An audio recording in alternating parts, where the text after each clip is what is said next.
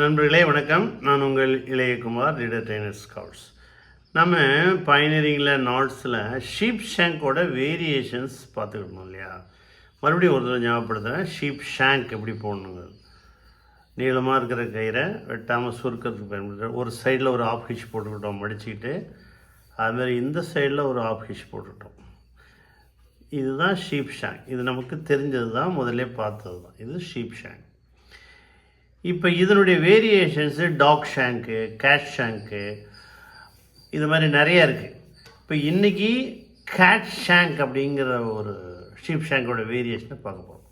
அதேமாதிரி மடிச்சிக்க வேண்டியதான். இந்த எண்டில் ஆஃப் ஹிச் போட்டோம்ல, இந்த எண்டில் ஒரு ஆஃப் ஹிச் போட்டோம்ல, அப்படி போடாமல் இந்த எண்டில் ஒரு ஓவர் ஹேண்ட் நாட் போட்டுரும். ஓவர் ஹேண்ட் நாட் போட்டுரும்.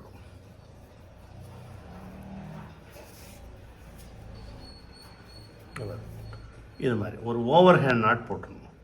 அதுமாரி இந்த எண்ட்லேயும் ஒரு ஓவர் ஹேண்ட் நாட் போட்டுடணும். ஆஃப் ஹிச் போடாமல் ஒரு ஓவர் ஹேண்ட் நாட் போட்டு இப்படி போட்டு சுற்றி எடுத்து இதில் ஒரு ஓவர் ஹேண்ட் நாட் போட்டுடணும்.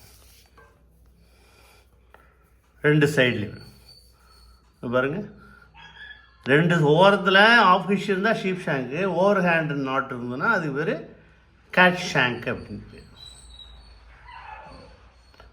வேறொரு காணொலியில் புதிய செய்தியோடு உங்களை சந்திக்கிறேன். சாரணியத்தில் என்றும் உங்கள் இளையகுமார்.